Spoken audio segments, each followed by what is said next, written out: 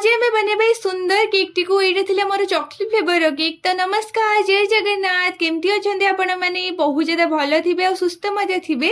तो आज आम बनेबा गोटे चॉकलेट फ्लेवर 1.5 केजी गोटे केक। से बिल्कुल भी 1.5 केजी नाला जो हो सारी से अलरेडी 2 केजी हो जाता। तो कौन करवा से गोटे गोटे टाइम रे हो जाए, बट मत टे अधिक कर बट एत अधिक हो मुझे भी भावी नी। मत ना प्रथम आपण मानक स्पंज केमती बेक करे देखिबार बट मुझे एत हड़बड़ी करी ना, तो वीडियोटा बनवाई भूली ही जाइए। किंतु आपण मैंने जमा टेंशन नि, आग को बहुत सारा वीडियो मुझे आनी और सबकि आपण मानक धीरे धीरे शिखेबी। जहाँ भी मुझे शिखी सबकि आपण मानक शिखेबी और जनइबी भी। तो आज मैं प्रॉपर्ली केमती लेयरिंग करवा से देखीदे कहीं केक रो मोस्ट माने इंपोर्टेंट जिनस हूँ लेयरिंग करवा। माने कहीं लेयरिंग ही पावर थाए केमती केक टा टेस्ट लगे। तो आज आम बनाऊे जेहेतु चॉकलेट फ्लेवर केक, तो आमको सोकिंग भी करार थाए। तो सोकिंग आम कौन सुगर सिरप जोड़ा कहुए ताकू आम प्रॉपर्ली केमती करवा ना, टिके पानी नहीं जातु टे चीनी पकई दिंतु आ डालचीन रोटे खंड पकई दिंतु। ताकू किस समय आम फुटे दबा, तापर किस समय ठंडा कर सारा पर ही आम यूज करवा। आपण मैंने देखिपे मुझे सबुति बहुत सारा भल से सोकिंग कर बहुत ज्यादा यम्मी लगे, बहुत ज्यादा टेस्टी भी लगे। आपण मैंने यहाँ भी देखिपे मुझे सारा भर गनास दूसरी चॉकलेट चिप्स दूसरी जमती कि बहुत ज्यादा यम्मी लगे। कहीं चॉकलेट केक रोटा मेन पार्ट चॉकलेट जिते ही आपण मैंने पकेबे सेते बहुत ज्यादा भल लगे।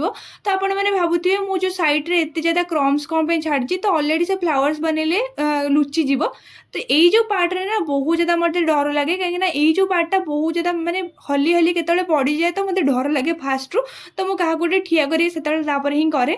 तो आप देखुं पुणी थे मुझे किसी क्रीम नहीं जाइए आर केते सारा गनास दे दीची। तो मत ना 3टी पार्ट रे ही जो फ्लावर्स बनइबार थिला, तो मुझे 1 वाला नोजल्स नहीं जाइए ही से फ्लावर्स गुराक बनइबी। तो प्रथम मत ना डार्क कलर रे बनइबार थिला, तापर टिके लाइट करबार थिला। तो बहुत सारा गनास प्रथम नहीं जाइए डार्क कर देइतिले, तापर धीरे धीरे टिके टिके क्रीम मिसई मिसई से लाइट हो जाइतिला।